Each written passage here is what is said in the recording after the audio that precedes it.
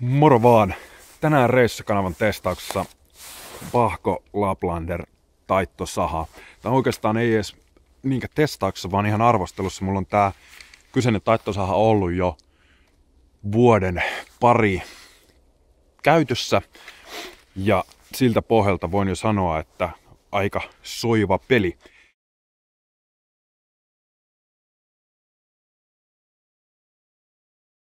Eli Bahco on ruotsalainen merkki. Tämä kyseinen Laplander-saha kustansi mulle Amazonista tilattuna semmonen about $30. Mukana tuli kaiken lisäksi Bahcon Mora-kopio. Ihan yksi yhteen Mora samanlaisella tämmöisellä tumman vihreällä värityksellä olevalla tupella. Ihan ok puukko.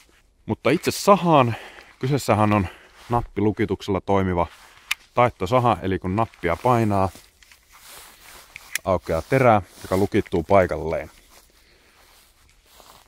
Terä äärimmäisen terävä ja hyvä päällystetty, eli sietää kulutusta, ei ota ruosta tai muuta pintaan. Hampaita aika tiiviisti ja sahaa molempiin suuntiin. Eli mikä tekee tästä, vaikka mittaa ei ole kuin tommosen vaaksan verran, niin silti ärhäkän pelin noissa sahahommissa. Ja kahva on myöskin aika pitkä, saa otetta ihan niinku useammanlaista ja kumipäällysteinen, niin pysyy hyvin lapasessa. Painoa ei juuri mitään, aika jämäkkä konstruktio muutenkin. Otin tähän nyt mukaan tällaisen tyypillisen lankasahan tai kommandosahanakin tunnetaan. Toimii käytännössä enemmän jopa kitkalla kuin millään hammastuksella, tämän leikkuu voima. Ja otin tämän tähän nyt mukaan sen takia, että haluan näyttää, koska aika monella on, jos lähtee vaeltamaan tai muuta, ihan virallisen vaellusreiteille, missä monesti on halkoja valmiina, mutta ei aina, niin mukana varalla sitten tämmönen lankasaha. Ja tää ei välttämättä ole se paras vaihtoehto. Okei, menee pieneen tilaan, mutta kun voisit ottaa tällaisen mukaan, joka ei kuitenkaan tämän isompi ole, niin ero on huomattava. Pysykää kanavalla. Eli lähdetään ekana kokeilemaan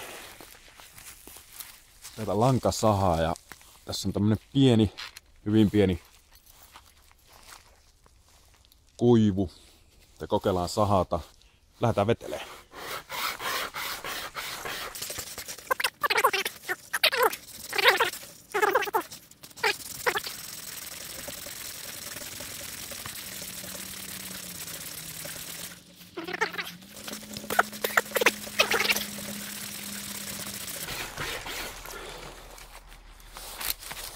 Kyllä se siitä pikkuhiljaa.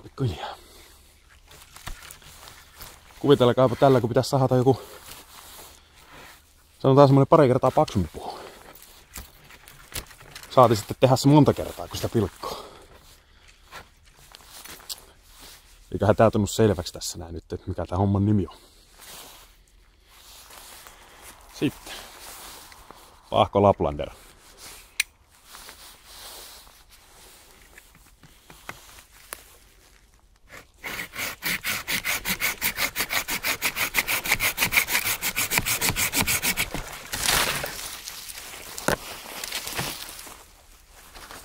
Monta sekuntia meni.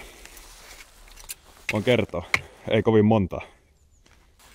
Tuloksena retkisahan suhteen ei kannata nuukailla.